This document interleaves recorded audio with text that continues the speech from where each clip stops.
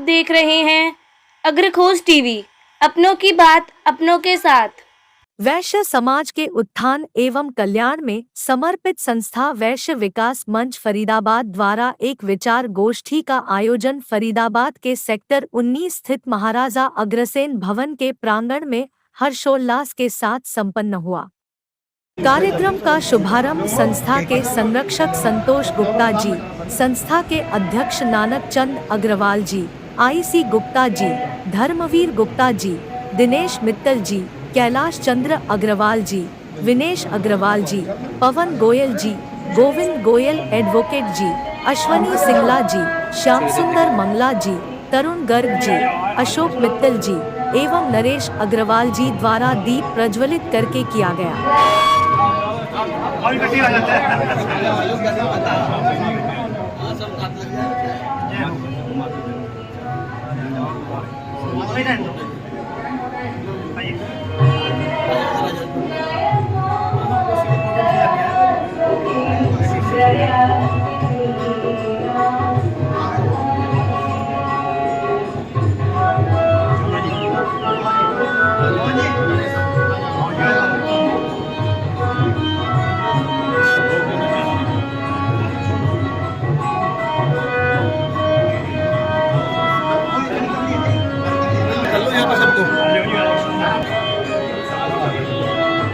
वैवाहिक संबंधों पर आधुनिक संदर्भ में मंथन विषय पर निम्न वैश्य बंधुओं ने अपने विचार रखते हुए कहा।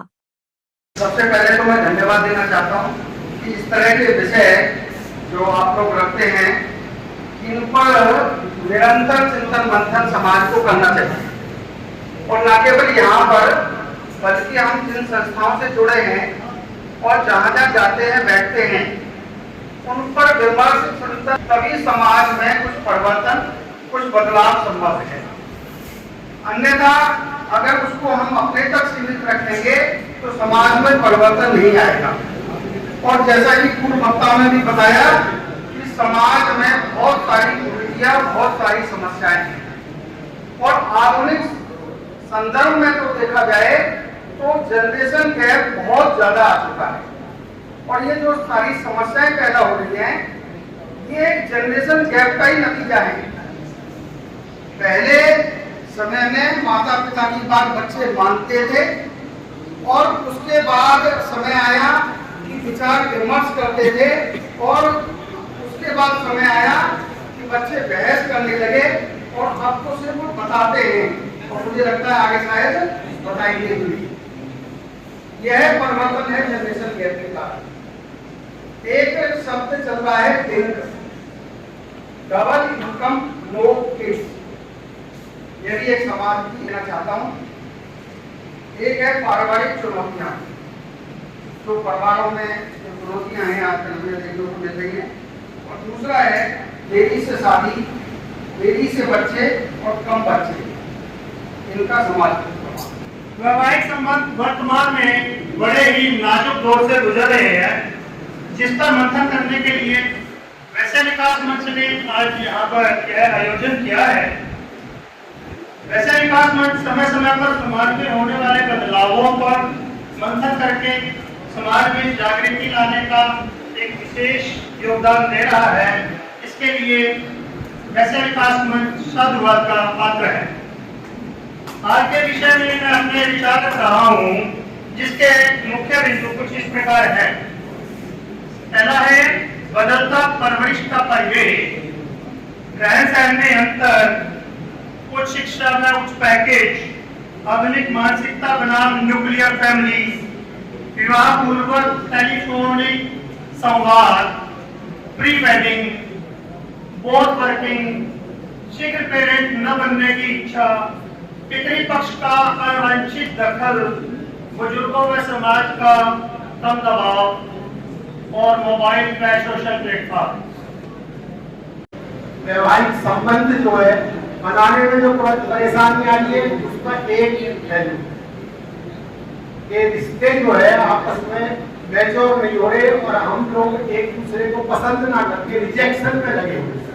ज्यादातर समस्या जो है समाज में रिश्ते बनाने में नहीं है, उसको रिजेक्शन में है। रिजेक्ट करके वो सोचता है मैं बढ़ाऊं, मैंने उसका स्थान नहीं दिया या मैं उससे रिश्ता नहीं करूँगा।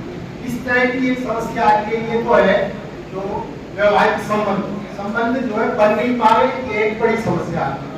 और दूसरा है ये आधुनिक संदर्भ में मतलब जब समस्या व्यवहार तो हो गया किसी भी तरीके से घूम के मेहनत करके या भाग्य से या जैसे, पर उसको निभा पाने में भी प्रॉब्लम आ रही है।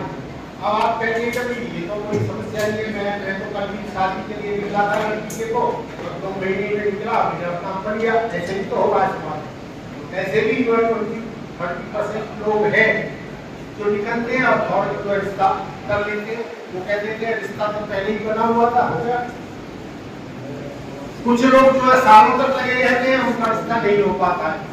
पर हमसे जो पूछा जाए तो कह रहे हो कि समाज में कोई समस्या तो है नहीं, रिश्ता करना क्या समस्या, तो ऐसे ही हो जाते हैं क्योंकि उनका ऐसे ही हो गया। पर हमारे पास में जो आंकड़े हैं, हमने उसको अपने इसमें विकास मंच की जो कोर कमेटी है उसमें जो डिस्कस किया इस टाइम पे, तो हमारे पास में आंकड़े आए। गवर्नमेंट ऑफ इंडिया का आंकड़ा है कि 1 करोड़ 15 लाख लड़कियां जो है देश में 30 साल से ऊपर की हो गई है और वो बहुत क्वालिफाइड है। उनकी उम्र 35 साल तक और ऊपर भी बढ़ चुकी है, रिश्ते नहीं बन पा रहे। क्या कारण है कि पढ़ लिख के अपने पैरों पे भी सक्षम हो गई उनमें से कुछ परसेंट लड़कियां, पर उनको रिश्ते नहीं बन पाए। वो हमने देखा कि वास्तव में ये एक समस्या है। कोई तन दुखी, कोई मन दुखी, कोई धनवन रहे उदास, थोड़े थोड़े सब दुखी, सुखी राम को दास।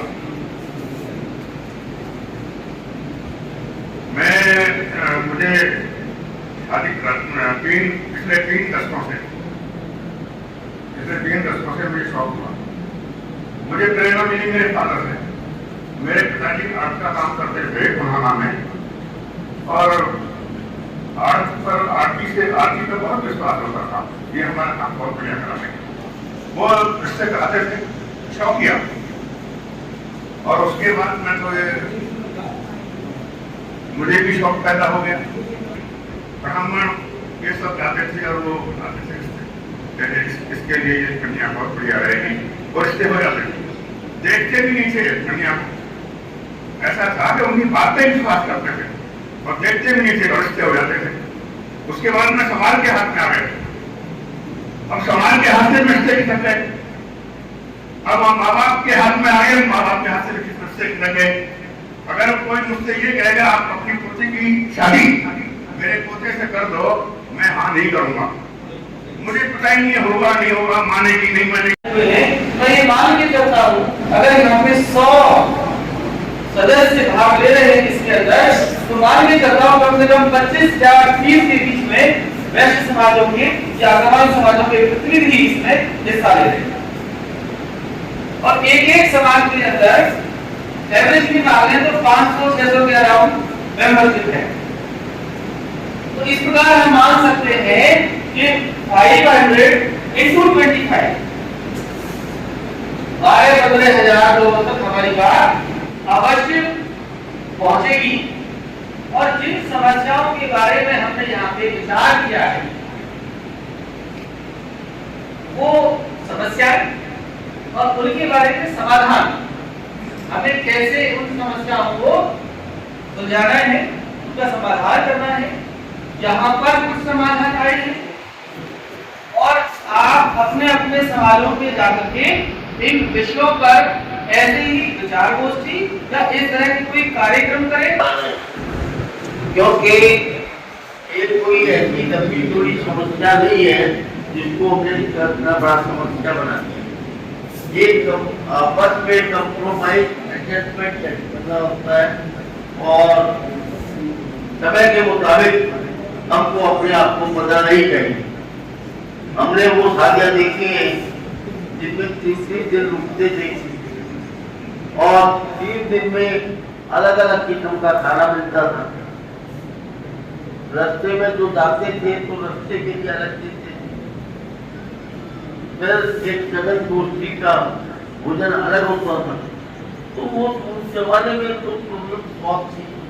आज के जमाने में कोई विशेष प्रॉब्लम नहीं है, ये ठीक है कि भाई आपस में थोड़ा सा कंप्रोमाइज और एडजस्टमेंट की हमारे अंदर भावना आ जाए, तो ये कोई अच्छी समस्या नहीं।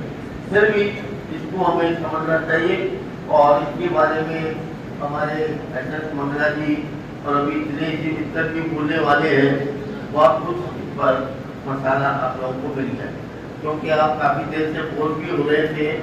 तो मैं यहाँ पर एक अपनी हाजिरी संरक्षक होने के नाते एक अपनी हाजिरी दिखाने के लिए मंच पर आ गया हूँ और साथ में मंच के इन अधिकारियों का धन्यवाद करता हूँ जो ऐसी सामाजिक समस्याओं को लोगों के सामने रखकर उनका हल करवाकर उसका कुछ को जीवन में उसका लाभ उठाते हैं। धन्यवाद। इस विश्व में शायद अगर कोई एक स्थायी चीज है तो वो है परिवर्तन। ये परिवर्तन चाहे हमारे मूल्यों में हो, जीवन पद्धति में हो, किसी भी चीज में हो, ये एक आवश्यक नियम है जो हम हमेशा से देखते आए हैं, आज देख रहे हैं और आगे भी ये जारी रहेगा। एक दो छोटी छोटी सी बातों में सबका ध्यान आकर्षित करते हुए अगर आपका रिस्पॉन्स मिले तो ज्यादा अच्छा रहेगा। हम सबको ध्यान होगा कि कभी हमारे दादी दादाओं की भी शादी हुई होगी, अगर किसी को पता हो तो किसी ने किस तरीके से हुई थी, किस उम्र में हुई थी, क्या हुआ था, क्या नहीं हुआ था। फिर हमारे माता पिता की शादी हुई, जो हमारे ग्रैंड पेरेंट्स की शादी हुई और जब हमारे पेरेंट्स की शादी हुई उसमें भी बहुत अंतर आए होंगे। ऐसा नहीं है कि जो फोर फादर्स की जो शादी हुई उनमें कहीं कोई सामंजस्य रही हो। हमारे पेरेंट्स की शादी जब हुई होगी, जब हमारी अपनी स्वयं की शादी हुई उसमें परिवर्तन आए। मुझे बहुत ज्यादा पता नहीं, मेरे माता पिता की आयु शायद 16 वर्ष और 19 वर्ष की थी जब उनकी शादी हो गई। जब मेरी शादी हुई तो मेरी 25 वर्ष में हो गई। हमारे बच्चों की शादी हुई, मेरे बड़े बेटे की शादी हुई, वो लगभग 27 वर्ष की आयु में, 27.5 वर्ष की आयु में। उसके अलग अलग कारण हमारे जीवन पद्धति, शैली, हमारा शिक्षण की जो पद्धति है वो भी उसके लिए उत्तरदायी है। पहले बच्चे पढ़ाई नहीं किया करते थे, काम धंधे में लगा करते थे। एक मिनट कॉन्फ्रेंस में थोड़ा सा लंबा हो जाएगा, कहीं रोकना हो तो मुझे रोक देना और जहाँ बोर होना शुरू हो जाए तो वहां भी कृपया मुझे रोक देना। तो ये एक पद्धति है, इसके लिए हमें तैयार रहना ही पड़ेगा। हमारे मध्य वैश्य विकास मंच के अध्यक्ष नानक चंद अग्रवाल जी, जानते हैं उनके विचार। अग्रवाल जी बताइए, आज वैश्य विकास मंच द्वारा जो विचार गोष्ठी का आयोजन किया गया उसका क्या उद्देश्य है? ये है कि लोगों में भावना बदलनी है और लोगों भावना बदलनी है और उसमें परिवर्तन आना चाहिए। क्यों लोग पहले से बिछड़ गए हैं, आपस में ताल्लुकात कम हो गए हैं, लोगों के संबंध कम हो गए हैं, लोगों को आपस में तालमेल रखना चाहिए। धन्यवाद अग्रवाल जी। इस दौरान फरीदाबाद वैश्य समाज की विभिन्न संस्थाओं के प्रतिनिधि के रूप में रवि बंसल, अजय कुमार बंसल, एस.सी. गोयल, उमेश चंद गोयल, सतीश जैन, नरेंद्र बंसल, सुरेश चंद अग्रवाल, जे.पी. सिंगल, मुकेश मंगला, राजेश बंसल, विष्णु स्वरूप गुप्ता, महेश अग्रवाल, जे.पी. अग्रवाल, कपिल गर्ग, भगवत मंगला, राकेश गर्ग, शिवकुमार मंगला, अनिल गुप्ता, ऋषि गर्ग, अरुण मित्तल आदि प्रमुख रूप से उपस्थित रहे।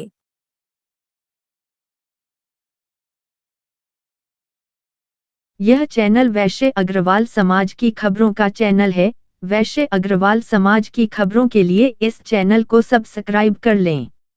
बेल आइकन को भी प्रेस करें।